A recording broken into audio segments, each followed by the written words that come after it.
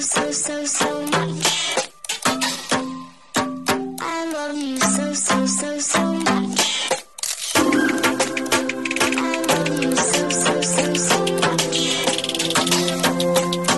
I love you so much.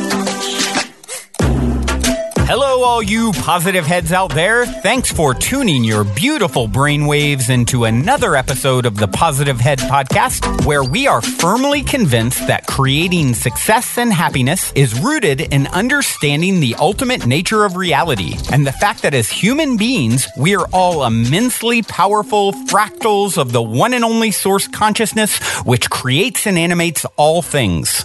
Now, of course, understanding this powerful truth is one thing. Applying this incredibly empowering wisdom to everyday life, well, that's another, which is exactly why we provide you with a fresh serving of soul food for thought 5 days a week to help constantly remind you of what matters most. You are it. And I'm your host, Brandon Beecham. I'm the one who will be here with you each and every Wednesday, interviewing a different consciousness changemaker that is also out there working tirelessly to help catalyze change and expand awareness all across spaceship Earth. On the other 4 weekdays, you can hear me discussing topics such as my favorite thought-provoking quotes, reading and discussing wisdom from empowering books, playing clips from various inspirational spiritual teachers, sharing a bit of mysterious news, taking questions from the audience, and essentially digging into any other mind-expansive topics that will help keep your soul fed by tuning you into positive vibrations on a consistent basis. And you guys have heard me say that if I ever run ads on the show, it will only be with a company that I fully support because I believe their intention is to make a positive difference in the world. Well, I'm pleased to announce that day has arrived and that this episode of the Positive Head Podcast is being brought to you thanks to the support of Gaia. If you're not familiar, Gaia is the go-to source for streaming consciousness content online. And you can sign up for your first month for only 99 cents at gaia.com/positivehead. That's spelled GAIA.com/positivehead. Check it out. All right, all you positive heads, on this week's interview episode, I'm very excited to have Garnet Schulhauser here with me on the show. Garnet is an author who has written several books about his ongoing encounters with his spirit guide, Albert. Hey there, Garnet. Welcome to the show, my friend. Well, thank you, Brandon. Thank you for inviting me. I'm excited to be on your show. I'm absolutely excited to have you as well. I am, as all the listeners know, I am a sucker for a good paranormal story, and you are just ripe with them. So I'm anxious to dig in and hear all about your unique tale. Before we do so, I'd like to start off with the same question that I always start off with. You're in an elevator. You've got 10 floors to answer. The guy next to you looks over, says, "What's your passion?" What do you say? My passion is to spread the message from my spirit guide, Albert, to all people in the world. And his message is one of love and compassion for all humans, all the animals who share our planet, and for Mother Earth herself. Excellent.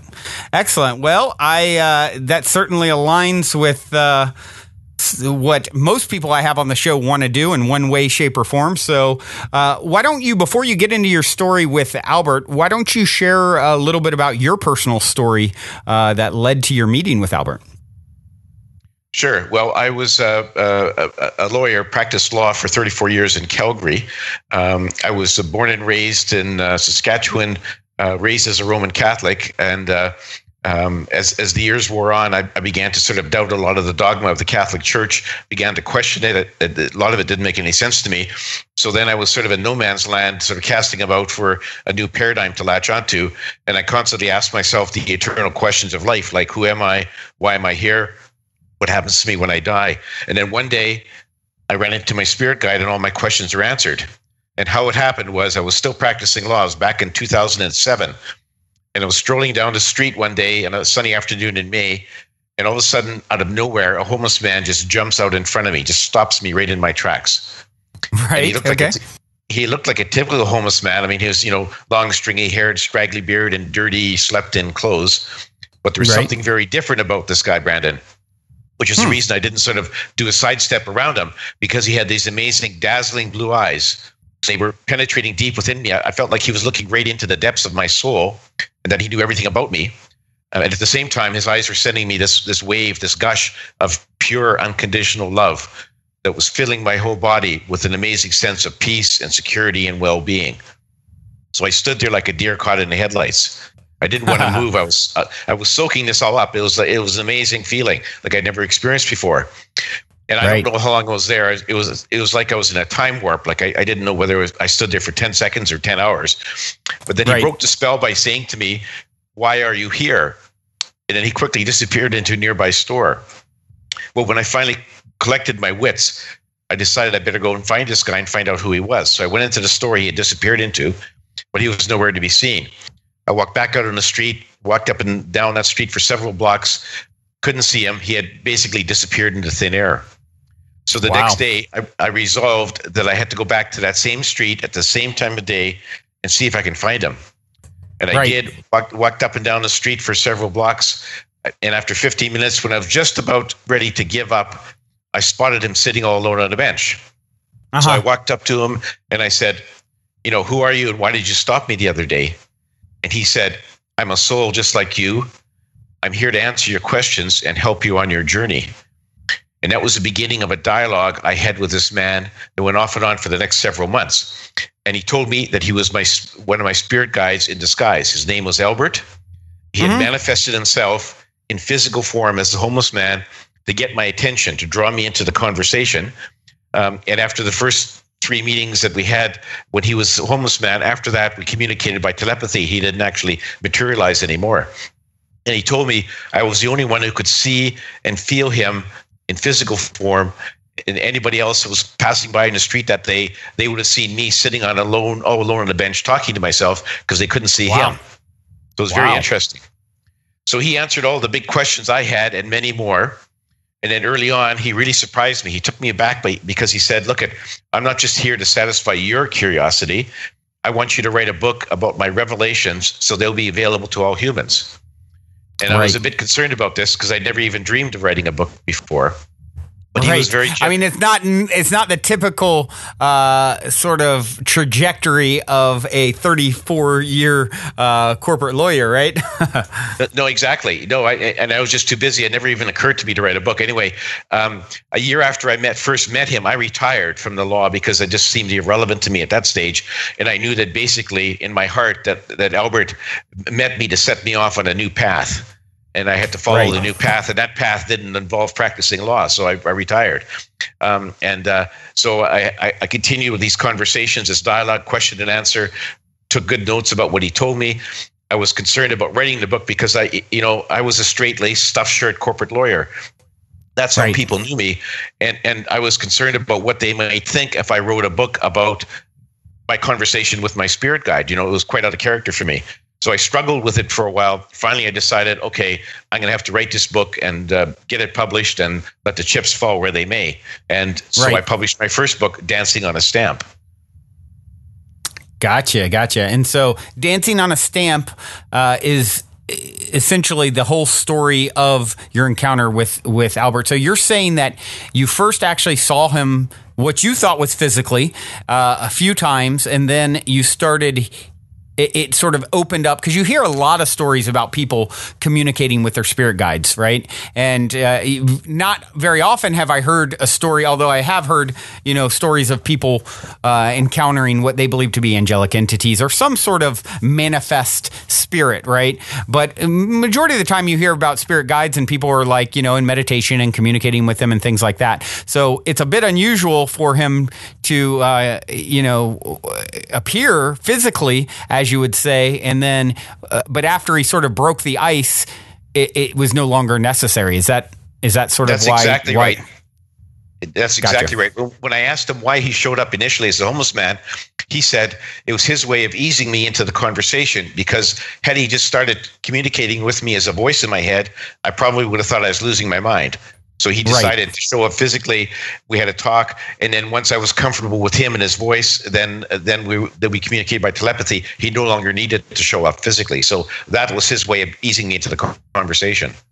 Interesting. Had you had, there's a lot of people, who have, once again, have these sorts of experiences with their spirit guides, and it's sort of a lifelong thing. As a child, I started talking to my spirit guide and so forth. I mean, was this your first sort of metaphysical or psychic phenomenon that had happened to you up to this point, or had you been having, other types of experiences like out of body experiences and so forth?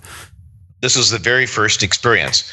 And Albert says he was my guide from day one when I was born, but I wasn't aware of the fact that he was my guide, and he never tried to communicate with me until that day on the street. So this is my first experience. Wow.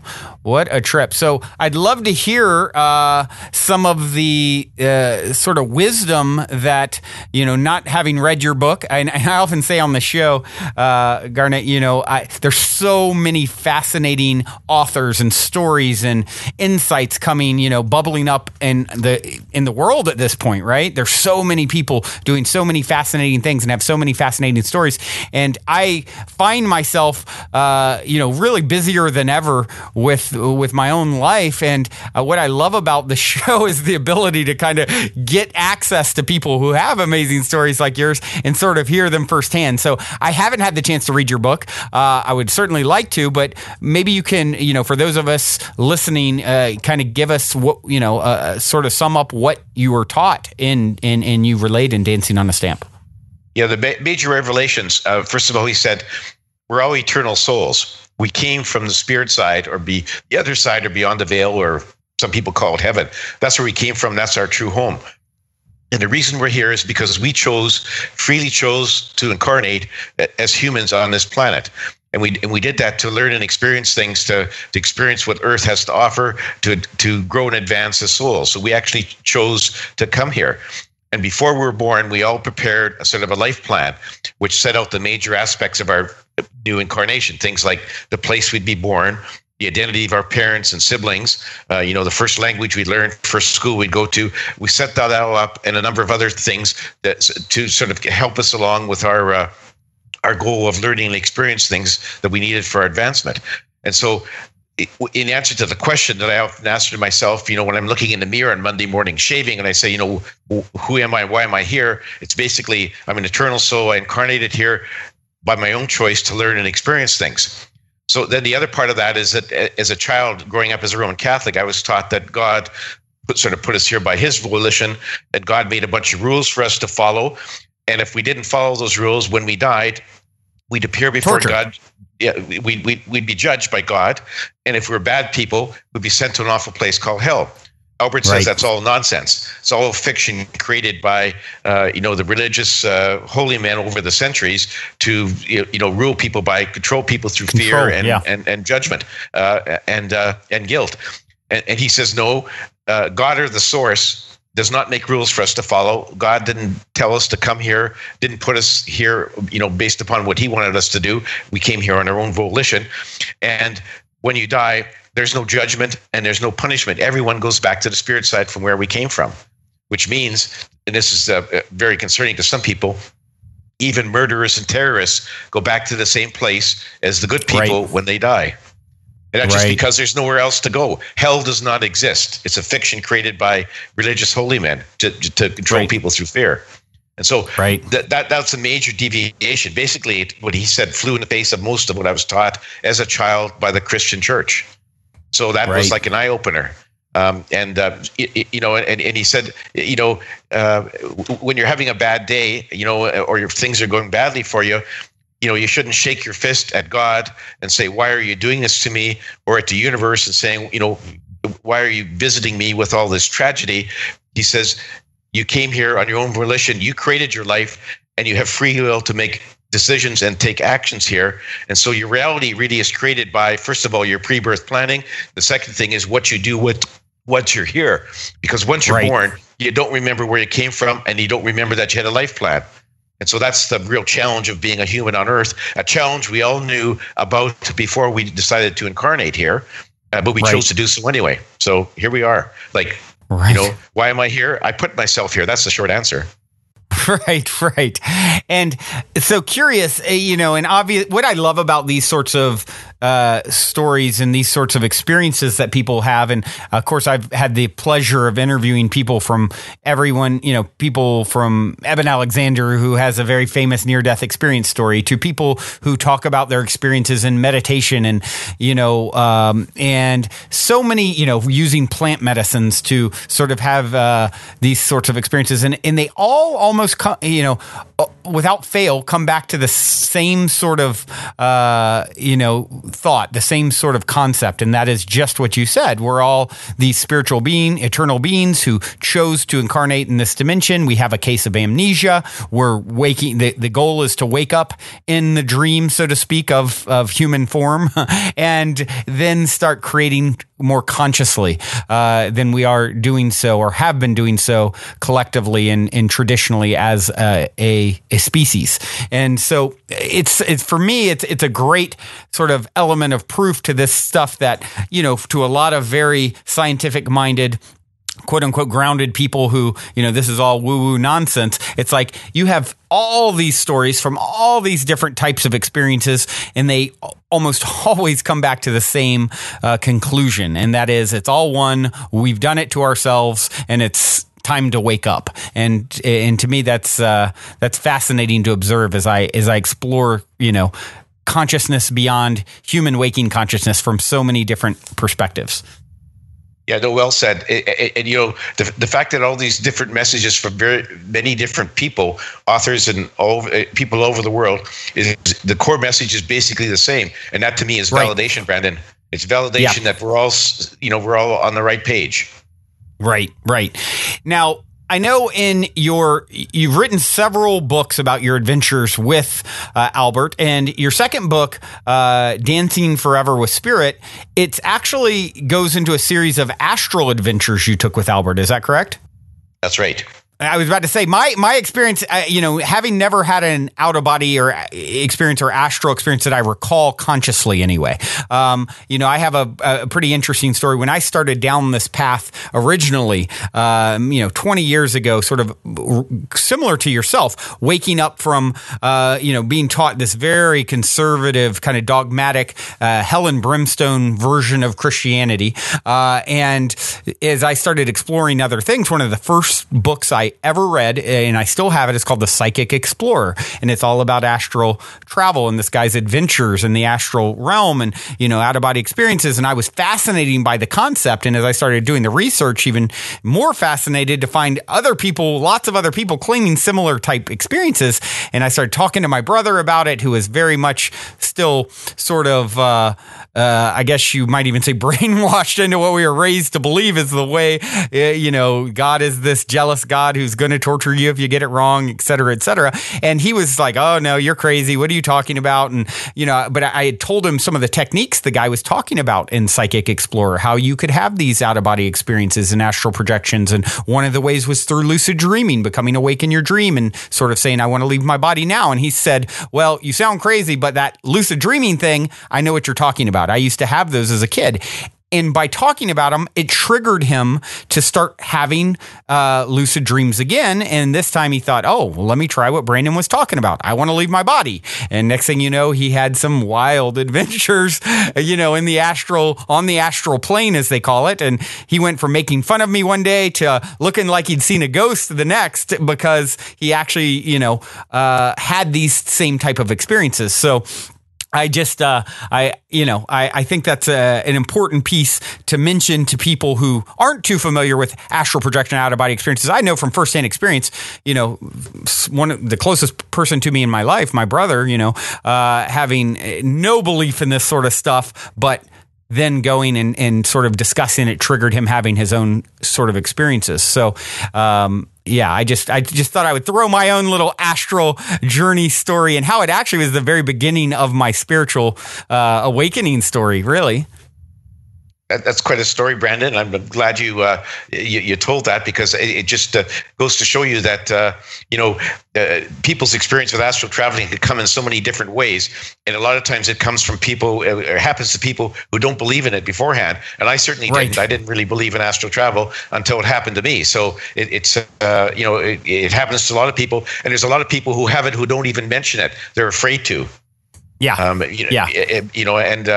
So that it happens more often than you think. Right.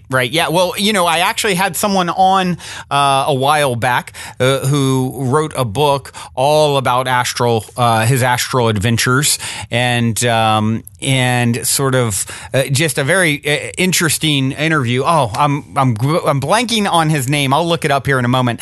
But from listening to that episode, a good friend of mine, it triggered her to have her first astral experience, out of body experience, and so it was once again, this friend was like, oh my gosh, I just listened to your interview. And then the next day I had this experience where I was taking a nap and oh my God, I left my body. And so, for those who aren't too familiar, and of course, a lot of my listeners are, I think it's important to sort of reference these type of stories where someone is not really seeking it out and it happens. So in your case, I'm assuming this thing, it sounds to me like things sort of progressed with Albert from your first meeting, which was apparently physical to you, then to sort of communicating with him, hearing him in your head, so to speak, writing your first book. And then was it just a progression where he then took you on these astral adventures?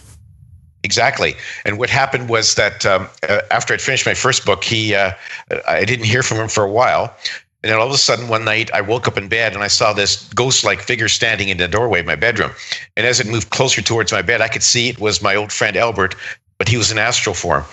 And I said, Albert, hi, what brings you here? He says, I'm going to take you on some astral adventures, astral trips, because I want you to write about what you hear and see in your next book. And it's like, okay, that means I have to write another book.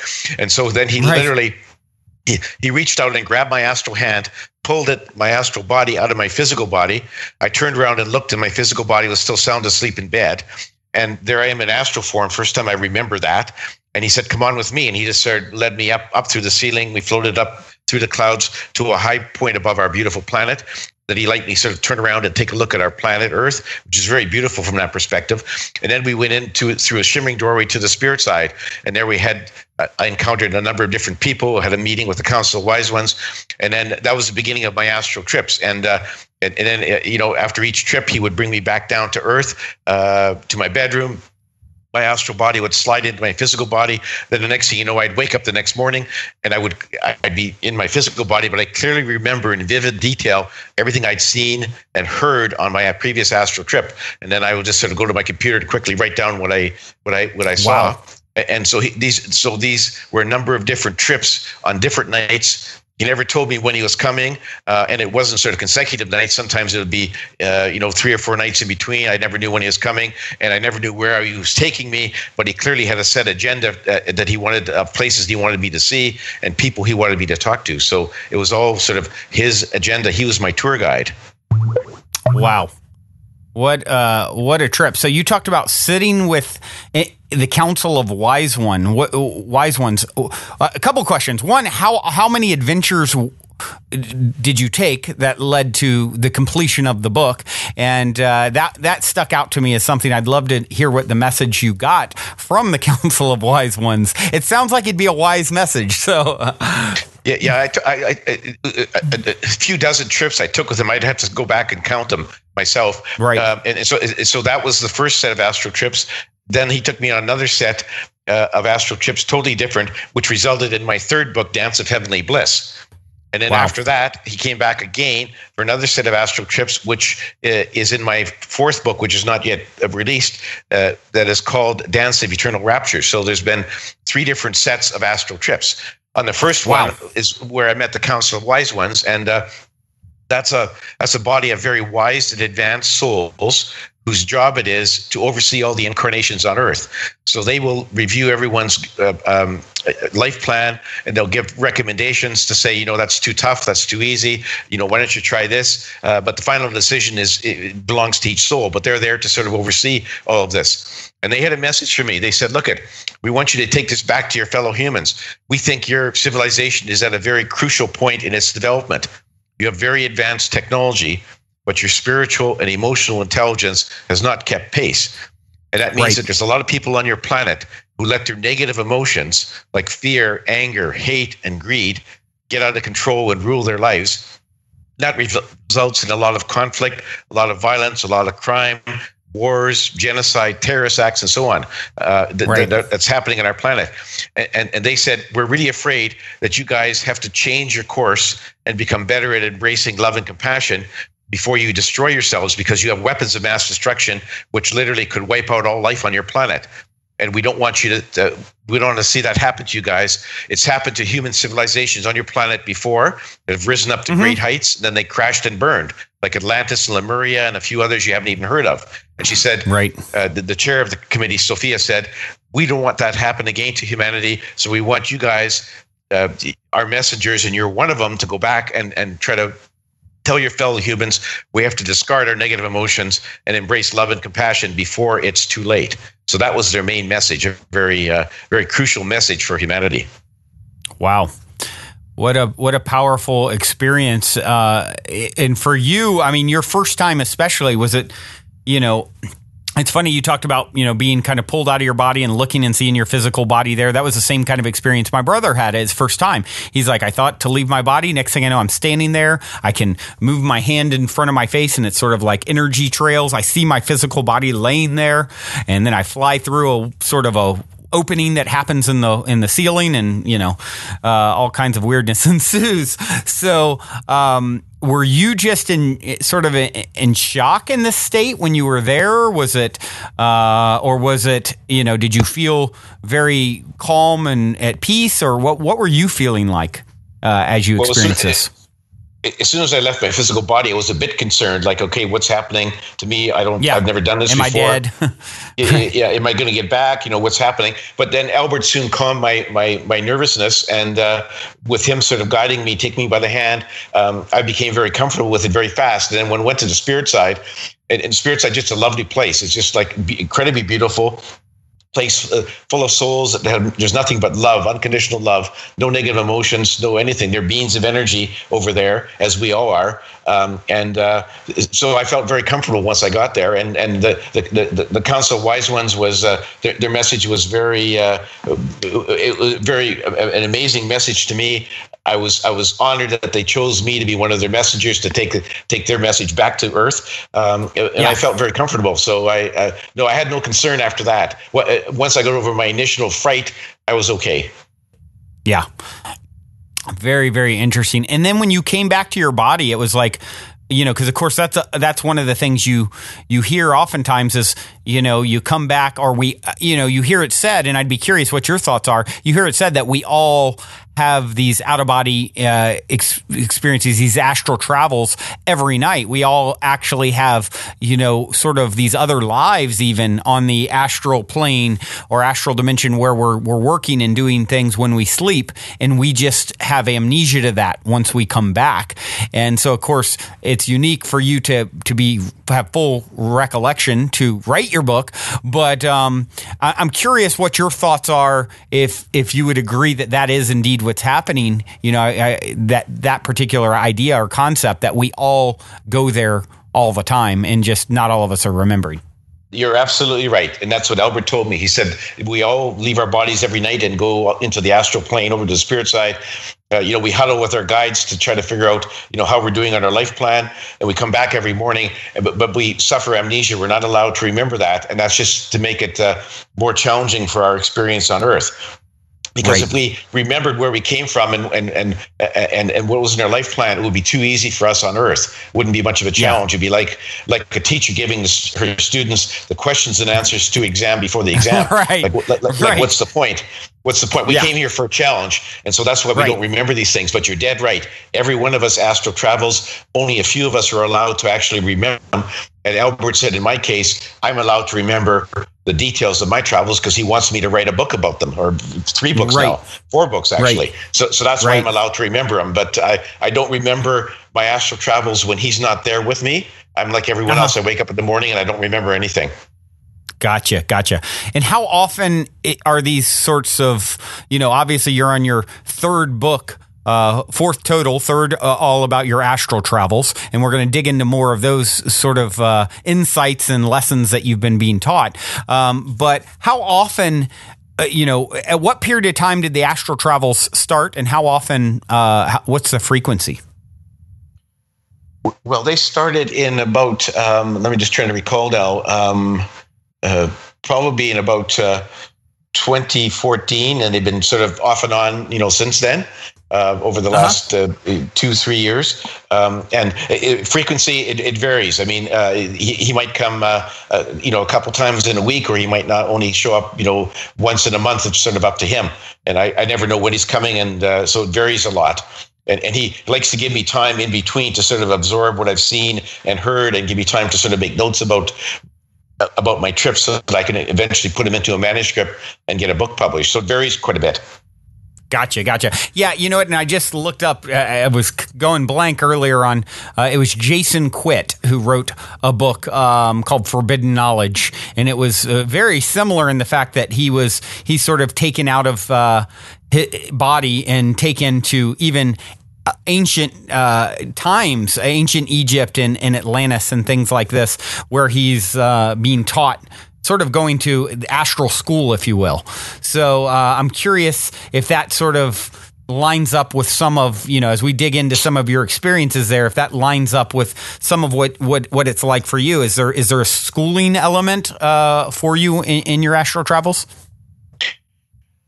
Well, I think there's a certain learning experience that happens with every one of my astral travels, not necessarily to teach me how to become a better astral traveler, but basically to teach me things about life on Earth, and a nugget of wisdom for me to pass on to other people.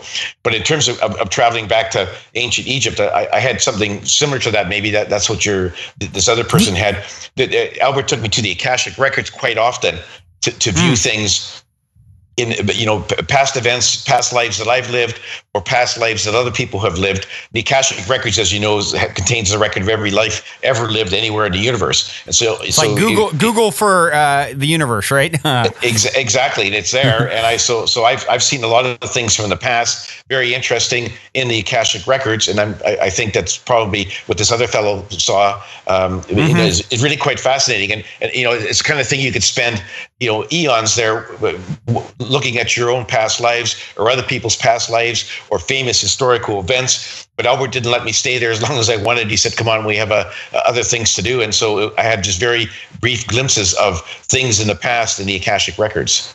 Wow. And when you looked at these things in the Akashic Records, was it like watching them on a movie screen kind of experience? Like, what was the, can you give us an example of something that you sort of peeked in on, and what the quality of that experience was like? Well, it's sort of like watching. It appears in a big holographic globe that was sort of floating in the viewing room, and when the scene came up, it was like watching a 3D movie. And Albert knew how to control it. You could sort of zoom in real close. You could zoom out. You can pan left, pan right. You can speed up the scene. You can slow it down. You can jump from point to point. Albert was very good at this. And so one of the things I saw was a human civilization that actually lived among the dinosaurs. And our archaeologists and anthropologists don't think that humans lived back then. There was a human civilization back then. I actually saw it in this holographic globe. And it was they lived very close to the land. They didn't have a lot of technology, and they actually hunted dinosaurs for food.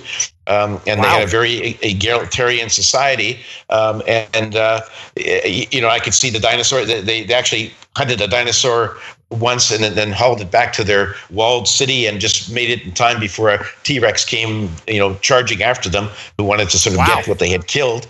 And the unfortunate thing is that through no fault of their own, they perished when the asteroid hit the Yucatan Peninsula 65 million years ago and kicked up massive volcanic eruptions all over the world and dust and everything else. And basically, they ended up with a nuclear winter for 2 or 3 years, which killed off most of the dinosaurs. And this poor human civilization was buried under 200 meters of lava from a nearby volcano. That's why nobody's found it yet, but it was in Central America.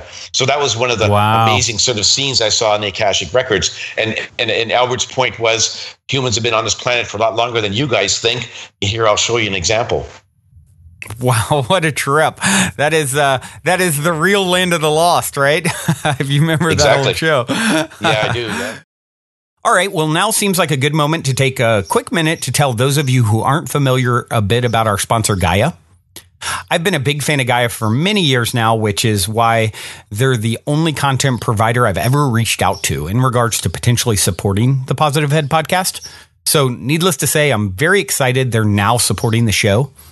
Gaia truly is my personal go-to source for streaming consciousness content on the web. They have an incredible 7,000 plus exclusive videos covering 5,000 years of wisdom.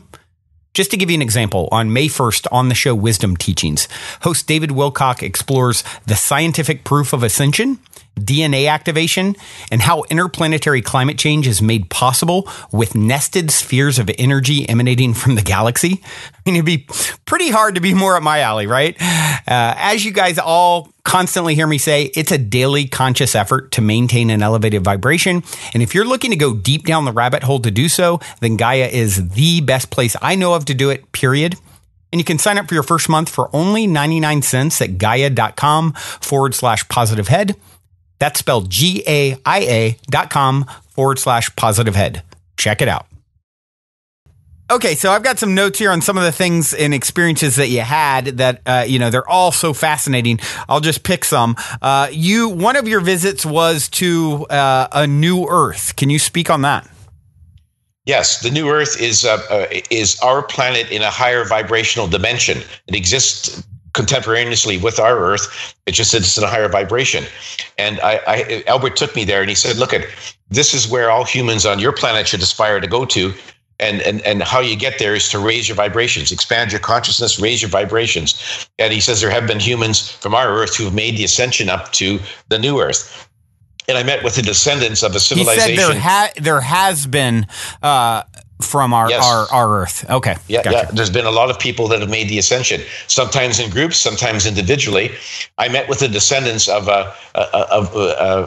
people that their ancestors had lived in Central America a long time ago on Earth, and they made a mass ascension to escape an encroaching army, a barbarian army that was going to, basically massacre them. So they managed to do a mass ascension because they were very spiritual. They went into deep meditation and they all sort of rose up. They went to the new Earth, and these people that I met with were their descendants. And the new Earth, wonderful place. There's no negative emotions. There's no crime. There's no violence. No one has to work. There's no money. They live a very pastoral life, sort of close to nature. They've learned how to slow down the aging process and ward off most of the diseases. So they live for a few hundred years, and they're very happy, very, very happy. It's just sort of a idyllic kind of a civilization, and that's because they've managed to ascend up, raise their vibrations, and ascend up to this new Earth. So it's some place that we should all aspire to go to, Brandon. Interesting. So, are you saying that this new Earth is something that, through raising one's vibration now, like you and I are in this current Earth, whatever that means, right? I think we're in the same place. So if you and I are making a very conscious effort to ascend and raise our vibration, we'll actually sort of find ourselves in a new Earth, or in this new Earth, or is there sort of all kinds of Earths in between, and it sort of becomes this, almost an organic shift, like it appears like your world is just improving before your eyes, kind of thing, through events in the world events, let's say, in the culture. It's just like, this year compared to last year, people have really sort of wised up a lot, right? Look at all the good things happening around the world. Or is it possible for someone to sort of pop out of this Earth, which is kind of the idea I got from when you talked about this civilization and the barbarians that were, approaching. How would that work? Could you kind of elaborate on? Hopefully, you understand what I'm kind of getting at. Yeah, no, exactly. Albert says it'll help. It'll happen sort of almost instantaneously when you get your vibrations at a level that matches the vibration level of the new Earth. You'll just pop up into the new Earth. So you'll be here one day. All of a sudden, bang, you're gone, and you're in the new Earth. And you'll just sort of all of a sudden open up your eyes, and it's like, hey, this looks like my planet, but boy, is it ever different. And as soon as you sort of see what's going on, it'd be like, okay, now I know where I am in the new Earth, and it's much different. And thank God I left the old Earth behind. So yeah, it sort of happens just like that, instantaneous. What a trip. But you have to match your vibrations to those of the new Earth. Otherwise, you can't get there. Sure. It's the way to travel, right? So would it be, this is a very fascinating kind of concept, and it really makes me think of, you hear about the rapture with, religion, and certain, I guess, denominations of Christianity talk about the rapture coming in, sort of this ascension kind of idea. And it really makes me think of that, us popping off of this, like, so would my being be sort of gone from this dimension, or is it more like I would sort of reality shift, dimensional shift into this other version of the avatar character that is Brandon Beecham? Like there's one of them there on this new earth, and I would sort of start looking through those eyes, this piece of my consciousness. Or would it be like my physical being literally disappears from here, and my being sort of reappears there where there was no Brandon before? It's the latter case. Your physical body actually disappears from this Earth dimension and just pops into the new one. So if people were watching you when it happened, you would suddenly just sort of disappear from sight, and there'd be no trace left of you. Wow. Yeah, and that's interesting because of course, I've always sort of had the theory of how you can shift between your potential selves. And so there's a version of me who, we didn't do this interview today, or there's a version that, you're making a big decision. Do I take this trip? Do I, take this job? Do I, and there's all these different versions. So this is almost like something different than that, it seems. Almost like a more radical level of shift. If you will. It's quite a radical level of shift for sure. It doesn't happen very often because, like most of us on this planet, the reason that we can't raise our vibrations to get there, Brandon, is because we let ourselves sort of be controlled to some degree by negative emotions, like fear, anger, and hate. And the only way to get your vibrations up high enough is to get rid of all of those negative emotions and fully embrace love and compassion. That's easy to say, but very difficult to do because we all have those flare-ups of anger and and fear and everything else. Yep. That's what's holding us back. Yeah. Wow. Do you believe that there will be, and has Albert given you any sort of insight into the success rate of people ascending to this new Earth in the future? Sort of an increasing rate of success as we slowly but surely collectively begin to wake up and raise our vibration on this Earth? He hasn't given me any numbers, but he did say that there's more and more people becoming spiritually aware and raising their consciousness and making a very strong effort to try to raise their vibrations. So there's more and more people doing that, which means, of course, there's going to be more and more success. But it's not going to be sort of like, having half of the United States suddenly disappear because it's not going to happen that fast. Yeah, right. But it is getting better, but he didn't discuss numbers with me, so I can't really say whether it's 5% or 10% or 0.5%. Don't know. Right. Gotcha. Okay, so now in your journeys, you've also experienced some other planets as well, correct? Yes. Can you tell us a little bit about what you've seen?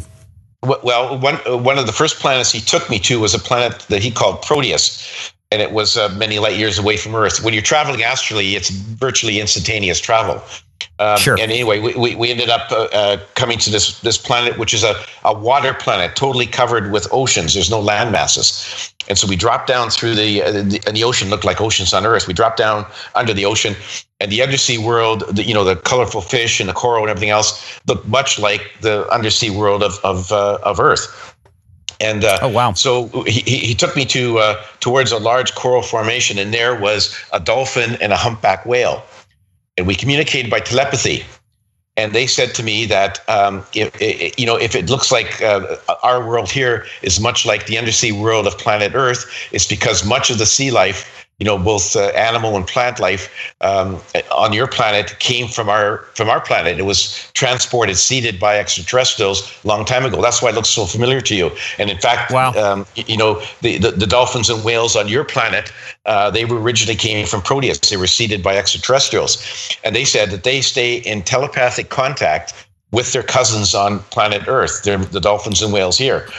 Wow. And they told me that they were very distressed at the stories they were hearing from the dolphins and whales on Earth, who are very upset at the abuse they've been suffering from humans over the last few centuries, being hunted and killed, trapped in in nets, polluted, having to deal with polluted ocean water from pollution that humans spill into our oceans. And so they felt very unhappy about it. They said they wanted to live in peace and harmony with humans and wish that humans would treat them with more respect and recognize that they are intelligent and sensitive creatures, and they should be they should be given that sort of respect. And so their message to me was, can you please go back to your fellow humans and tell them that dolphins and whales really want to live in harmony with you guys, and please stop abusing them. Right. Interesting. What a fascinating sort of concept of these sea creatures being brought from elsewhere. And now you had also had an interaction with the consciousness of Mother Earth. Is that correct? With Gaia? Yes. Albert took me to meet Gaia, or to speak with Gaia. Basically, he took me on an astral trip over the North Pole of Earth. We dropped down through the ice cap, dropped down through the ocean, and down through the seabed, went into this very large cavern. And all of a sudden, I heard this voice, this very melodic voice, which turned out to be the voice of Gaia. Which surprised me a bit, because I didn't realize that our planet had a consciousness, but Gaia is the consciousness of our planet. And so she had a very interesting message for me. She said, she's very fiercely protective of all of her flora and fauna on Mother Earth. And she wants all of us to live in peace and harmony in a very balanced and ecosystem where nobody's sort of dominating anyone else. And she said she's very disturbed with the domination that humans have been inflicting on her planet over the last few centuries. We not only abuse each other, but we abuse her other animals, and we pollute Mother Earth with our we pollute her air, pollute her water, pollute her soil. And she's very upset about that. And she really wants us to sort of change our ways, because she said if we don't, it could end very badly for us. And so that was her message, change your ways, human. We have nothing against you. We want you just to live in peace and harmony in a very balanced ecosystem.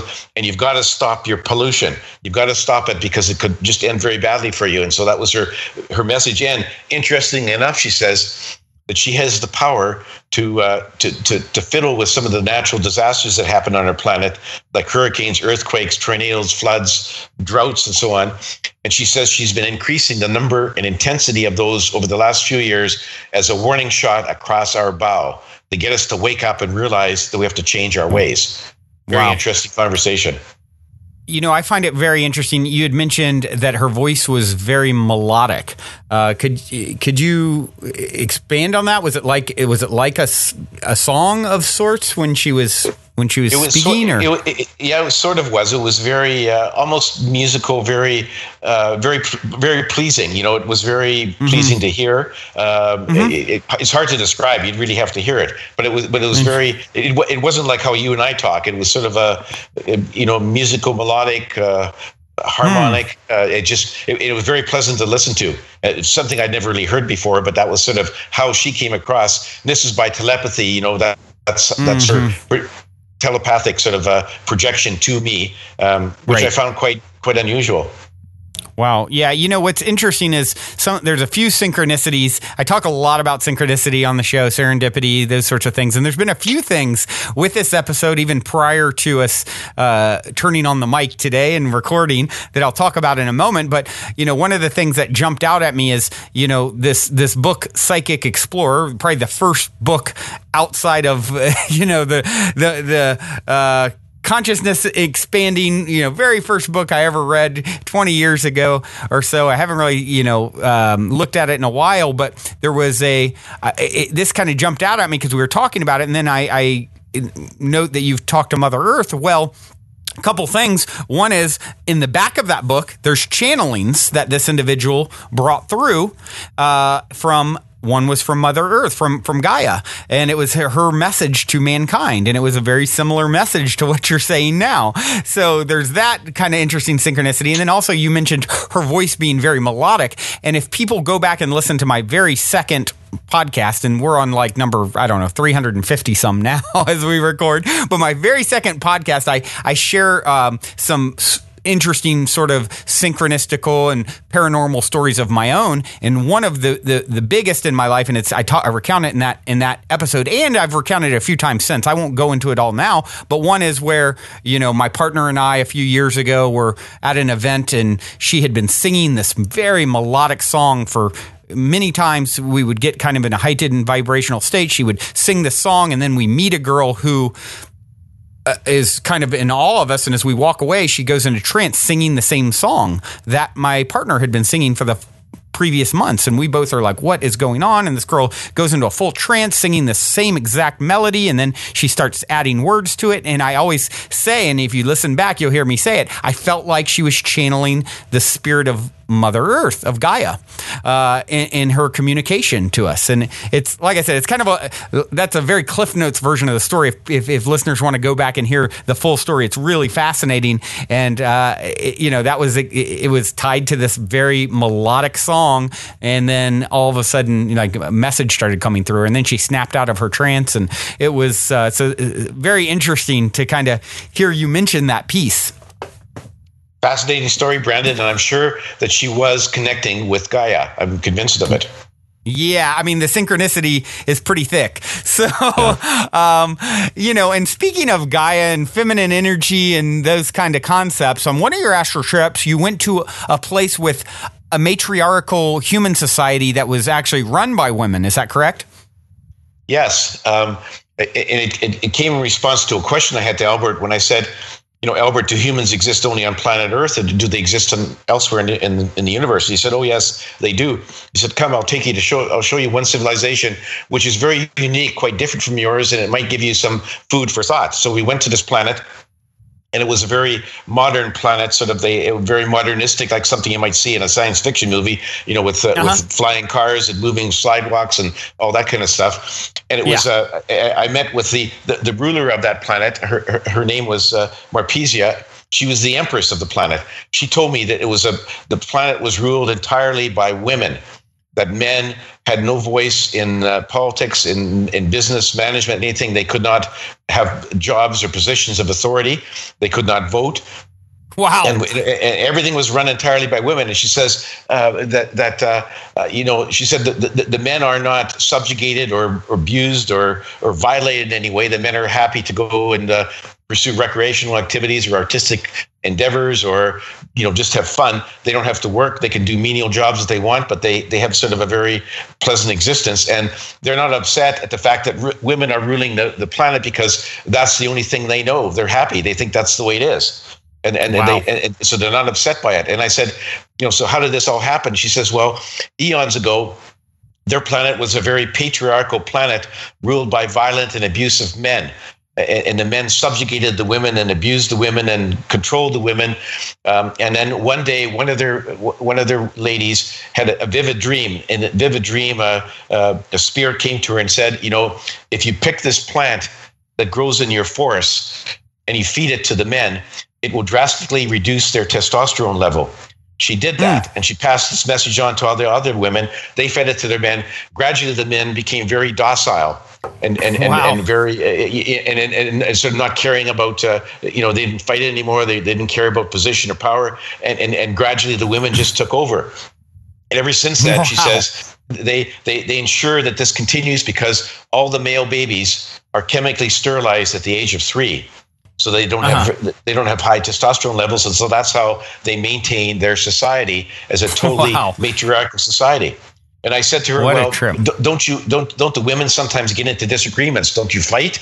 She says, sometimes we have differences of opinion, but we always resolve them very peacefully. So there's no violence among the women. There's no jealousy, no negative emotions about who's running the shop. So they all get along very well. It was a very peaceful, harmonious society, which is really in contrast to sort of ours.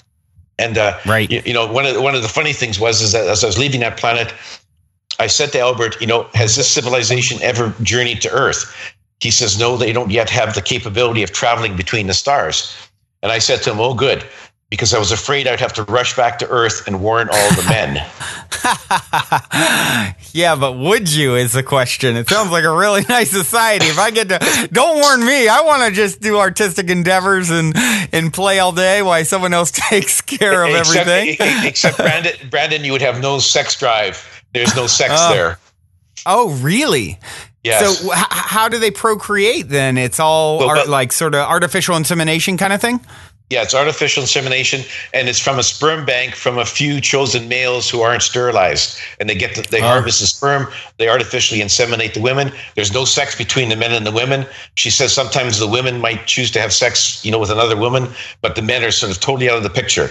But she says the men don't miss their sex drive because they never remembered having it because they were sterilized at the age of 3. So anyway, It sounds like a nice society, but it wouldn't be for you, Brandon, because... No. Definitely doesn't suit my personality. Nor me. But anyway, it was just a marked contrast to our planet. And I said to Albert, surely there's got to be a happy middle ground between their extreme and our extreme where men and women can be equal and just get along fine. And he said, yes, that's where you should be heading. Yeah, that's where you need to go. That makes sense. That's an interesting thing for him to show you, though. That truly is sort of the other end of the spectrum of what we're used to, right? Exactly. Yeah. What a trip. So, okay, let's continue. These are great. Every story is so interesting. So, on the spirit side, you had a meeting with Mary, the mother of Jesus, right? Yes.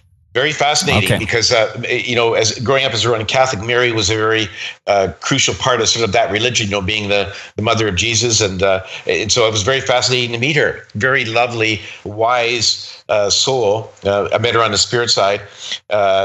She had lived her last life on earth as Mary, the mother of Jesus. She had some very interesting things to say, most of which sort of flew in the face of what the Christian holy men had been teaching forever. And she said, first of all, my conception was not immaculate, through the Holy Spirit, whatever. I conceived my child, Jesus, normally through my husband, Joseph. I wasn't a virgin when he was born, and I had other children after Jesus. And so all that stuff that the Christian church has been saying about me is a falsehood. They wanted me to set me up on a pedestal, and they thought that I'd be a more holy person if I was a perpetual virgin, and that Jesus was conceived through immaculate intervention. But she says that's just all an invention. He was born normally, through my sexual intercourse with my husband, Joseph. And away you go. So, and she says that she thought there was something special about Jesus when he was growing up. She thought he was a special kind of guy. She wasn't quite sure where he was going to go. And the other amazing thing, which a lot of other people have already surmised, is that Jesus actually married Mary Magdalene. He was married to her. They had children. Of course, the Bible and the scriptures don't say anything about that because they've all been edited from their original version. Right. But he was married, had children, and he was a master soul who learned how to focus his thoughts on very powerful beams of energy. That's how he created his miracles, walking on water and raising people from the dead, turning water into wine and so on. He did all those things. He did that to attract attention because he wanted his followers, he wanted to gather as many followers as he could to hear his message. Yeah. His message was really one of love, for your fellow men, forgive people. And, and that core message is still very valid.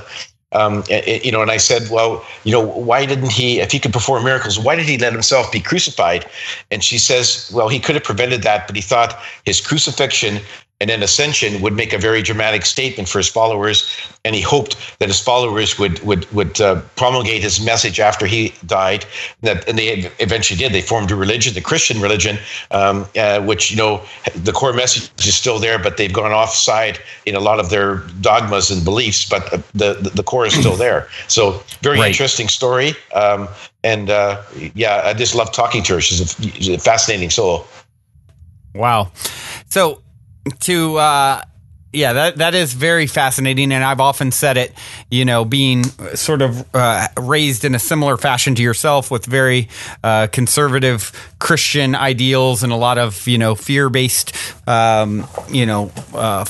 thinking around it all. I strongly believe that Jesus was sort of doing the same sort of work that a lot of people are now doing, which is teaching that love is the answer, that we're all one with the source that created all things. He said essentially that he was God in a sense, right? And so that just was sort of misinterpreted and taken out of context or looked at in a way that sort of put him on a pedestal where he taught, you will do greater things than I, right? And we all have the ability to sort of, with the faith of a mustard seed, move a mountain, and all these things that he taught. I personally believe he was really teaching the same. He's sort of the Beatles of the this movement, if you will, and that's always been my take. So it seems like anyone who's had a spiritual experience with Jesus, or in this case, Mary, his mother, it always seems to kind of come back to that same kind of ideal. Exactly. I know you hit the nail right on the head. And I know a lot of other people have had similar encounters to mine, and the message is all the same. I mean, he came here, like you said, to teach us that love is the answer. And to some degree it's worked, and to a large degree it hasn't, but that wasn't his fault. Yeah, he did his best. Yeah. Right. It's, I find a fascinating concept. Jesus was a man. Christ is a state of consciousness, right? Like Buddha consciousness. It's sort of a path to awakening. His methodology of tapping in and tuning in and, bringing forth more source energy is a clear channel. All right. Well, there's a couple other. Okay, so to kind of expand on a little bit of synchronicity here. So I was sitting here, looking over some of the notes and experiences that you've had on the other side. And one of the things that jumped out at me was you saying that, you had an experience with the goddess Athena. Well, I have a friend named Athena who my brother used to date, and now another good guy friend of mine, longtime childhood friend, just happened to stop by, who's pretty close to this girl Athena still. I see her maybe once a year or so, but he sees her all the time. And I'm like, the goddess Athena. Well, at the same time, my son comes in 5 minutes later to introduce me to his new girlfriend, whose name is Athena. So wow. I'd love to hear what the goddess Athena had to say to you, and I have a feeling it will be particularly relevant due to the synchronicity here. So what was that like? Well, she said she lived her last life in ancient Greece, and she was a priestess in the temple, and she was very adept at giving people advice on life, on relationships, and so on. And because she was a master soul, she is like Jesus. She could focus her thoughts into powerful beams of energy and do things that people would describe as miracles or magic or whatever. And because of all these things that she did, the people there decided that she was a goddess, and so they called her the goddess Athena. And so she was like Christ. She was there to sort of help other people, expand their consciousness and to live their lives in a loving fashion. And so that was her mission. So when she left that incarnation, she's back on the spirit side. I met her. She was a breathtakingly beautiful lady, just gorgeous, but very wise, very serene, made me very comfortable. And so we had a very nice conversation. And she said that one of the things she said that I always remember, she said that, people on earth are always asking, what is my life's purpose? And she says, you're not supposed to know exactly what you had planned for yourself, because that would make things too easy. But you need to find your life purpose. You really got to listen to your guides. Try to hear the messages they're giving you, mainly through meditation. Get rid of all the clutter in your mind. Listen to what your guides are telling you, because they'll try to steer you in the right direction. She says that it's not easy, but the bottom line, she says that if you feel like your life's on balance and everything's moving along as it should, then you're likely on the right path. You're probably following the path that you planned for yourself. On the other hand, she said, if you feel like you're banging your head against a brick wall, you need to back up and find another route, because you're clearly off course. So that was something that always stuck with me. It's sort of like, okay, I'm not supposed to know in detail, but if I feel like I'm banging my head against a brick wall, I better find another route, because I obviously need to change course here. So very good, wise advice from the goddess Athena. A very lovely, beautiful, and wise soul. Right. So if things are flowing smoothly, you're in the flow, and if things are difficult and tumultuous and there's a lot of anguish associated with it, you're off track. That seems to be quite logical. Yeah. Now, another creature that you actually had an interaction on the astral plane with a mythical creature. Now, I helped to form. I actually mentioned that I see this. My brother's ex, or a girl he dated, rather, Athena, and my friend who just happened to stop by, who still sees her all the time. I see her once a year. I see her at Burning Man, and at Burning Man, we are part of the same camp. It's Intergalactic Sasquatch Village, and I helped to found the camp many years ago. And so you had an interaction with a Sasquatch, right, on the astral plane. Of course, let's continue right along with the tie-ins here. Tell me about the Sasquatch. Well, Albert took me on one of our astral trips to the Pacific Northwest. And there in a secluded forest, way far away from any civilization, we dropped down into a meadow. And all of a sudden, from behind the trees came a Sasquatch. She was about 8 feet tall. Her body was covered in dark brown hair. She had sort of a very short neck or no neck, kind of an ape-like head. And we communicated by telepathy. She was on the physical earth plane, and I was in the astral, traveling astrally, but we communicated by telepathy. Her name was Xana. She said that her race, has been living on Earth for eons, on all the continents except Antarctica, and that they are very afraid of humans. And so they make a very conscious effort to avoid contact with humans because they're afraid that they'll be, killed or abused or, put up in a circus sideshow if they're ever caught by humans. They're very intelligent and sensitive creatures, and they live very close to nature. They don't have any technology. They don't want any technology, and they communicate with each other by telepathy. And the reason they've been able to avoid humans so easily is that because she said they have sort of like a animal sensitive radar that can detect other animals and especially humans from many miles away. So they can basically sense us coming from a long ways away, and they quickly disappear. They live in underground caves and cities, during the day. They come out at night to forage for food, and they're very good at avoiding humans. And her plea to me was, look, we'd like to live openly with you humans. We'd like to live alongside you in peace and harmony. But you guys are just too violent. You're too abusive, and we're afraid that you will just harm us. And so we're not going to come out in the open until you guys change your act and learn to live peaceful, harmonious lives. And so that was her story. Her race is going to stay hidden until we change our ways. But it was a very interesting conversation. I know there's a lot of people who swear that there are Sasquatches, many who said they've seen them or seen footprints and so on. And that was really the final proof for me, was that I actually met one face to face. Right. Wow. Quite interesting, and very interesting that you're saying she was in complete Earth physical and you were in astral during the interaction. I guess that's the only way you could get close to her, right? Yeah, and she was Albert allowed her to see me in astral form, even though she's in the physical plane, and we could communicate by telepathy. That's how we sort of interacted. So Albert made all this possible. I don't know how he did it, but that's sort of the scenario. They are she was very much in physical form on our Earth plane, but I was able to communicate with her. So it was really quite a fascinating encounter. Wow.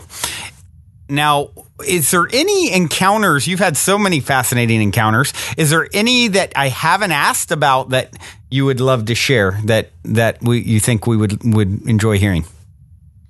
Well, one of the things which I think will be heartening to a lot of listeners out there is that I had an encounter with one of my guardian angels on the spirit side. Now, I was always people have always said that some people believe we have guardian angels who sort of look out after us. Before I met Albert, I was sort of skeptical about that. Anyway, but I met my guardian angel, one of them.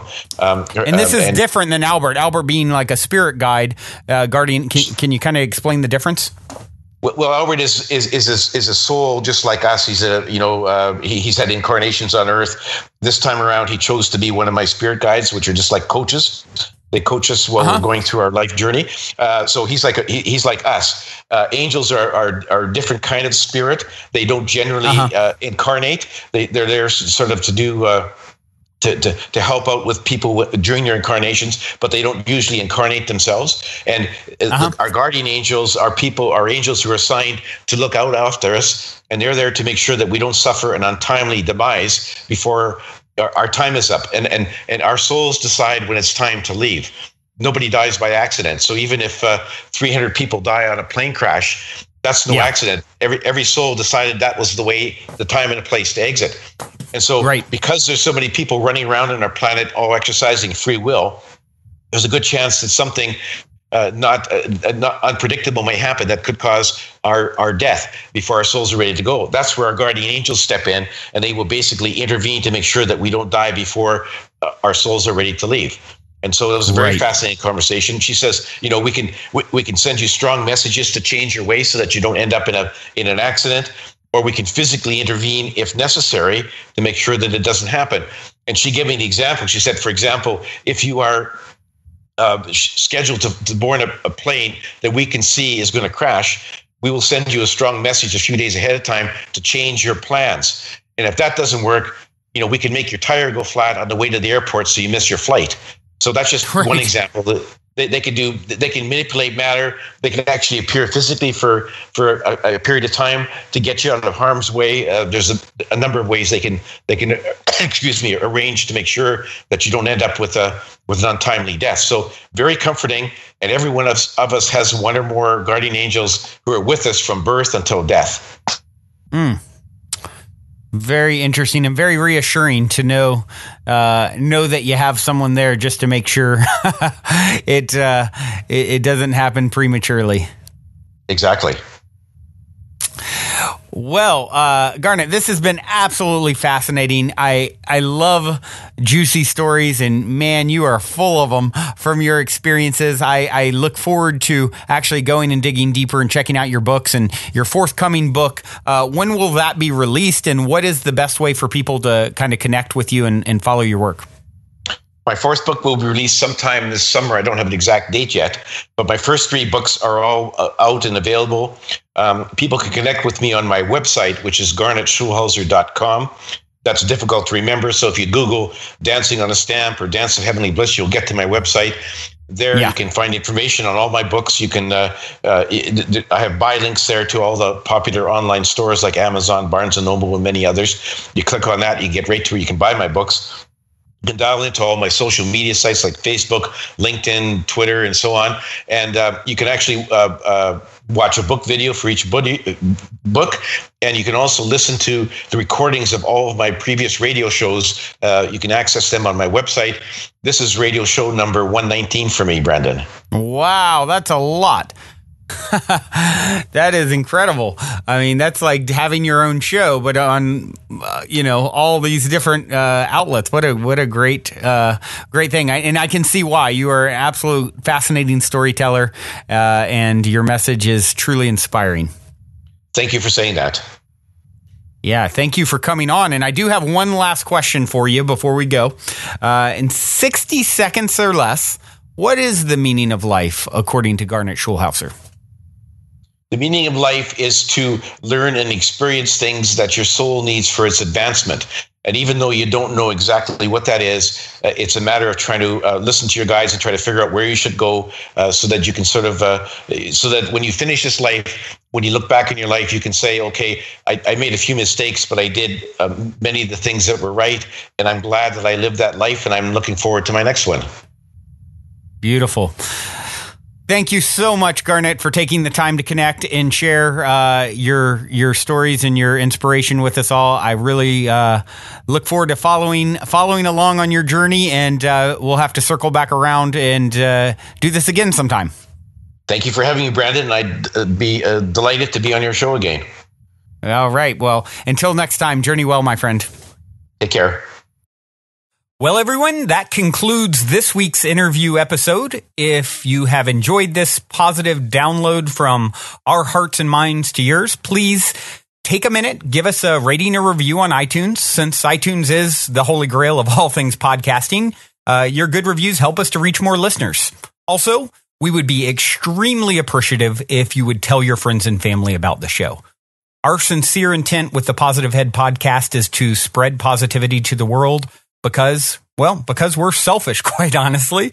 I say that jokingly, but really only halfway joking. I'm referring to the good kind of selfish based on the knowing that we all get what we give in this life, because when we give, we're actually always giving to extensions of self, since we're all really one in the same consciousness, just in different bodies. So if you want to be a good selfish along with us by helping to spread the positivity, by all means, please proceed to shout about the Positive Head podcast from your rooftop. Otherwise, as you continue on your fabulous journey in this 3D reality, be sure to remember this.